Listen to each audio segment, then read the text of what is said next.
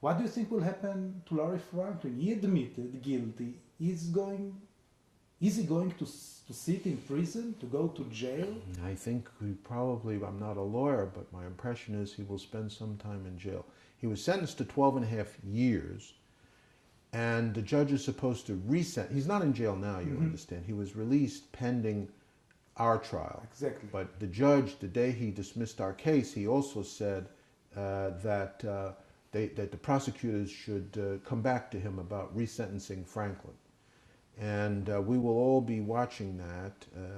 Look, Larry Franklin is a very decent person. It's a tragic story. He's a Catholic American who is a true American patriot. And it's true. And he's not a spy for Israel. No, he's not a spy for Israel. It's a complete poppycock. And he is a guy who thinks Israel is an important ally of America. And he is an advocate of a close relationship between the United States and Israel, but far from a spy for Israel. And it's complete nonsense. And it's tragic what's happened with him. And if there was a violation about documents in his home, I have a list of officials who had documents in the home, and there was no punishment, including, as I mentioned earlier, Gonzalez, the Attorney General, who had documents in their home, unauthorized documents in their home. And it's usually treated as a technical violation. They get a slap on the wrist, it's over. In this poor guy's case, they gave him some maximum. It's a little crazy, and it's more than crazy. It's tragic, and it should be fixed.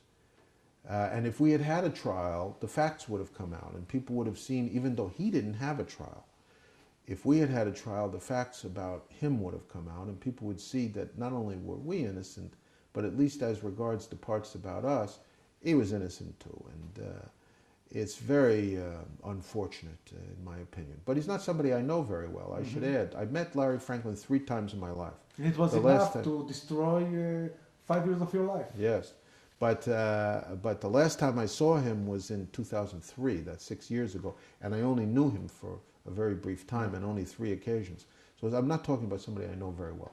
But he's an easy guy to remember because he was just such a straightforward person and a decent soul. It's really a sad story, very sad story. So you mentioned the book that you are...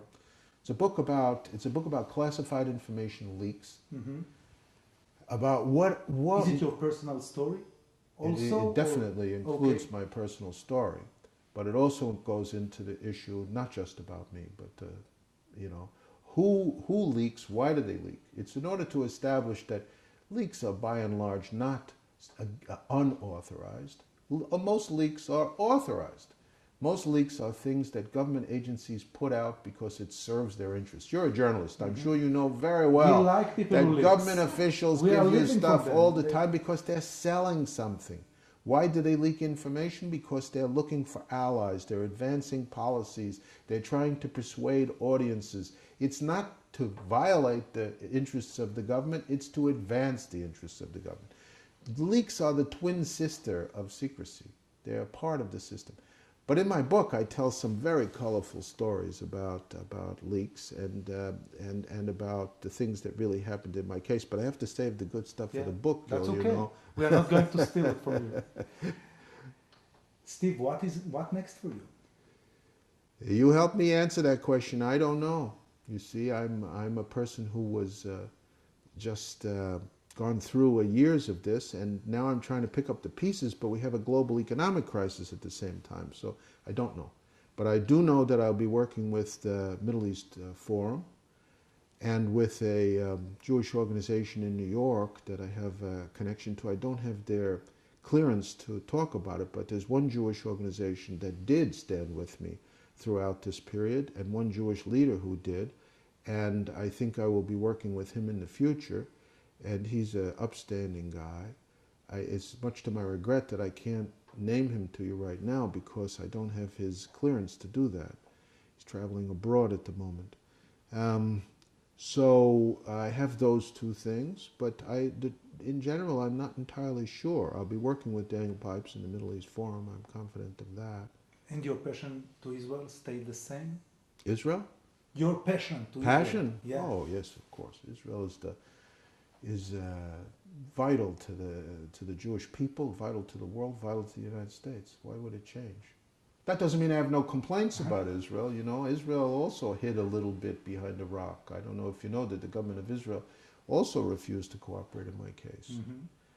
People don't talk about that so much, and I don't know if it was the best policy. It's what they felt they had to do. So I don't love everything, you know. Who would? But in general, of course, my passion for Israel is the same.